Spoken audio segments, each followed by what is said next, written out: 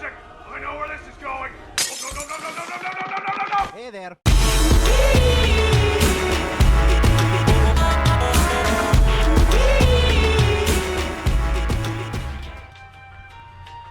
What's up, guys? This is S2E10. I'm coming to you with a brand new episode of Why I Love This Card. I know it's not Friday, but I really felt like this card needs some discussion because I feel like it's not getting the hype it deserves, simply because Cattle Call is essentially a better version of Metamorphosis for Beast Warrior, Beasts, and Winged Beast type monsters. This card is insane in decks that use those types. So let's get into what it does. It's a quick play spell, which is a nice touch. It doesn't necessarily need to have that, but it's a nice touch. Send one face-up monster you control whose original type is Beast, Beast Warrior, or Winged Beast to the graveyard. Special summon one monster with the same original type. Doesn't matter if it's the same attribute, doesn't matter if it's the same rank or level. Just has to be the same type from the extra deck, but it cannot attack. Its effects are negated. Also, it's destroyed during the end phase. You can only activate one Cattle Call per turn.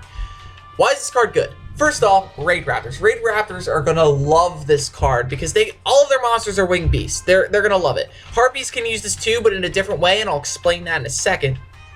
But because they have cards that allow them to rank up into bigger, better Raid Raptors, like Ultimate Falcon, they can abuse this card. All they would need is a Raid Raptor, Cattle Call, and like a Skip Force, and suddenly they have an Ultimate Falcon on the field, which is insane. It's unaffected by other card effects. It's essentially another tower, another Cleave Towers, which is just insane.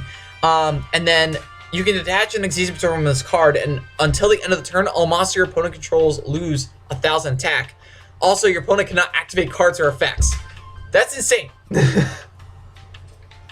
And also, if it has a Raid Raptor monster's Xyz material, once per turn during each player's end phase, you can make all monsters your opponent controls lose 1,000 attack. If your opponent controls no face-up monsters, you inflict 1,000 damage instead. This card is so good. It's just Ultimate Falcon is just going to be great for Raid Raptors. It's great for Raid Raptors. It's going to be a super rare in Shining Victories. It was just leaked today on the organization that this is going to be super rare, so it'll help cut down costs on this card. But it's just stupid. So anyway, moving on to Harpies. Harpies are actually going to like this card a pretty decent amount because they can actually get out 7 sins through this card. But I think I can explain why that works a little bit better through Yosenju's, specifically Kaiju Yosenju's. Now, Kaiju's also got some cards revealed today. The anti-Mecha Dogerin, whatever, which is a horrible card. But this card, Thunder King the Lightning Strike Kaiju, is actually one of the best Kaiju monsters.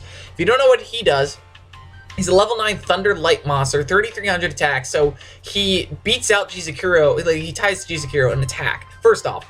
And he beats him out in just effects. So, first off, once per turn, you can remove 3 Kaiju counters from anywhere on the field. Your opponent's cards and effects cannot be activated for the rest of the turn.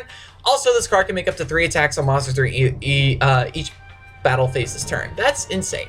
That's ridiculous. I love this card so much for Kaijus.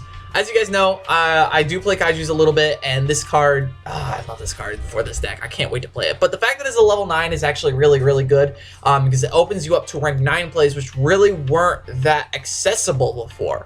So here's why they're more accessible in Kaijus because of Cattle Call. So if you play Yosenju Kaijus, you have Yosenjus. A big problem with Yosenju Kaijus is they often dead draw into just one Yosenju, and that's all they have, because they usually play no more than maybe 7 or 8 Yosenjus total in the deck. So it's one of the more inconsistent. It's really cool, some of the iterations that you can get off with Yosenjus, but this does happen a lot. I've tested the deck. It does happen a lot.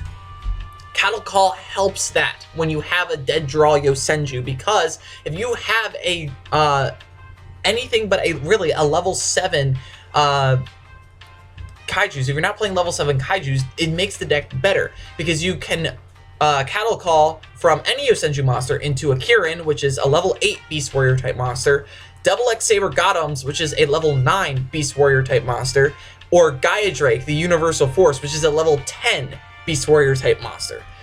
And through pretty much all of them except for Gothams, you can get into 7 sins, which is ridiculous. That's the point of this video. This is how you're getting into 7 sins. Gotham's is pretty cool as well, because then you can rank 9 with Lightning Strike and go into Phantom Fortress, enter Blathier, which is actually a really decent card. If you don't know what he does, once per turn you can detach 1 Exceeds per turn from this card, and then activate one of the following effects. Banish 1 card your opponent controls, banish 1 random card from your opponent's hand, banish 1 card from your opponent's graveyard, and banish the top card of your opponent's deck face up. All these are non-targeting, which is great for the deck. So I really, really like enter Blathier in Jukai Juice, because it can actually, you can get it out. It's very possible. The deck doesn't necessarily need it, but it's possible to get it, which is awesome. Anyway, going back to 7 Sins. Lancelot is an accessible, really accessible, generic dark level 8. And it's very easy to go into, because if you have any level 8 kaiju, which is a good amount of the kaijus, you can Cattle Call you, send you into Kieran, rank 8 into Lancelot, and then go into Pain Gainer because of his effect that he can overlay over a rank 8 monster, Dark Xyz monster anyway, and then rank 8, and then rank up into 7 Sins, which is ridiculous. So, 7 Sins is a 4K body, which matches Dark on the Cosmo Dark Planet, which is great. And then 2, he can banish all special summon monsters your opponent controls. First off, if you've already tributed over your opponent's, like, what's it called? If you're able to protect this card, because you can't activate that effect the same turn that it's summoned that way, which is unfortunate, but if you are able to activate this effect, you can tribute over your opponent's monsters and then just banish them all, because kaijus are special summoned only to your opponent's side of the field. So this works really, really well. Then he does 4K damage, which is insane.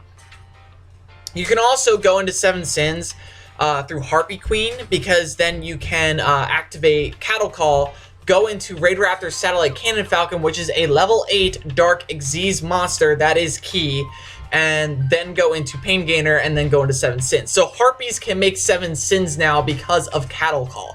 Do I recommend it? It's up to you. That's how you play the deck. But the fact that that Harpies now have this accessibility of this giant beat stick of a card is insane. Plus, you can also make the 7 Sins using Jizukiru and a Gaia Drake through Cattle Call by going into Ravenous Tarantula and then going into 7 Sins as well. So it's just stupid. The possibilities that Cattle Call opens up, not just in Raid Raptors, but in so many other decks that use high-level monsters or can go into high-level or rank Beast Warrior, and Winged Beast type monsters, is just amazing. So tell me what you guys think about this card in the description below. Don't forget to, in the comment section below, excuse me, and don't forget to like, comment, and subscribe. And as always, guys, have a nice day.